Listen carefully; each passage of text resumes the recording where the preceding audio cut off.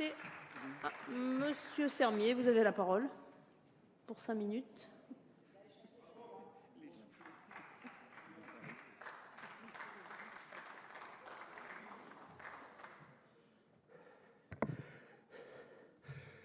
Monsieur le Président, Madame la Présidente, Madame, excusez-moi, mais la SNCF ne peut pas tout. Prenez votre souffle. Madame la Ministre, mes chers collègues, de la même manière que j'ai mis en garde il y a quelques semaines contre les dangers de l'écotaxe qui faisait courir à un secteur des transports déjà mal en point, j'alerte aujourd'hui votre attention sur les risques que la proposition de résolution qui nous est présentée fait peser sur notre économie. Bien entendu, la préservation de l'environnement doit être une de nos priorités et nous l'avons fortement exprimé à l'occasion du Grenelle.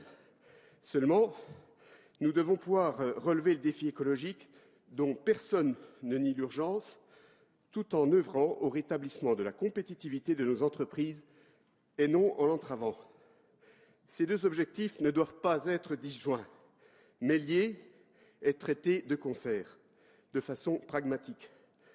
Là réside l'esprit du Grenelle qui a fixé le cap à suivre et doit guider notre action en la matière.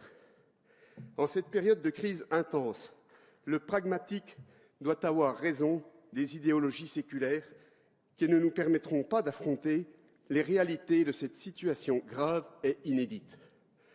Or, dans ce contexte économique tendu, qui voit nos entreprises lutter dans une concurrence internationale accrue et qui voit le pouvoir d'achat des Français reculer chaque trimestre, en même temps que s'envolent les chiffres du chômage, voilà qu'on trouve bon de proposer une taxe, une nouvelle taxe, encore une. Quand mettra-t-on fin à cette politique un peu masochiste pour notre pays? Cette proposition de résolution s'avère inopportune et dangereuse pour plusieurs raisons. Ce serait amplifier la pression fiscale déjà élevée et grever le pouvoir d'achat des Français. Quand on sait que 70% des nouvelles immatriculations sont des diesels, c'est bien la majorité de la population qui sera impactée par une hausse de la taxation du gasoil. Par ailleurs, ce serait mettre en difficulté les professions très utilisatrices de diesel comme les taxis, les agriculteurs ou les pêcheurs. Ce serait compromettre l'avenir des constructeurs automobiles français et notamment celui de PSA, dont je suis très fier en tant que député franc-comtois. Des constructeurs qui ont d'ailleurs largement investi dans la filière du diesel et qui ont su innover en créant des filtres à particules, par exemple, pour répondre aux exigences environnementales et de santé publique qui sont les nôtres. De façon plus générale, enfin, la fiscalité écologique que l'on propose aggravera encore le déficit de compétitivité que connaissent nos entreprises surtaxées. Les prélèvements fiscaux et sociaux représentent en France 26% de la valeur ajoutée des entreprises, quand ce taux n'est que de 15,6% en Allemagne. Faut-il rappeler les conséquences de cette surfiscalisation?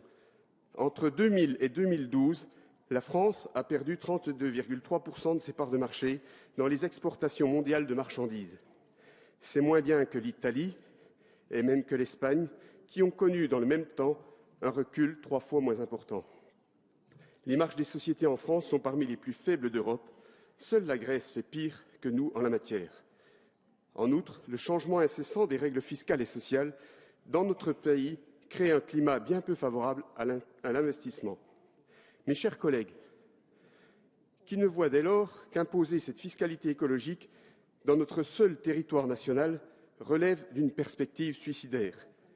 Lorsqu'avait été envisagé le principe de la taxe carbone, le Premier ministre d'alors, François Fillon, avait justement déclaré qu'une taxe de ce genre devait être européenne, pour ne pas plomber, disait-il, la compétitivité des entreprises françaises. Il en va de même aujourd'hui. La mise en place d'une fiscalité écologique, si elle peut être souhaitable, ne saurait être viable qu'à l'échelle de l'Union européenne. Il est impératif que les règles de la compétition soient les mêmes pour tous, pour ne pas que nous continuions à faire les figures des pigeons de l'Europe en matière de compétitivité économique internationale, et que dans cette compétition accrue, l'essentiel ne se résume plus à une simple participation, mais qu'au contraire, nous puissions à nouveau faire preuve d'ambition. Pour toutes ces raisons, je ne voterai pas cette proposition de résolution.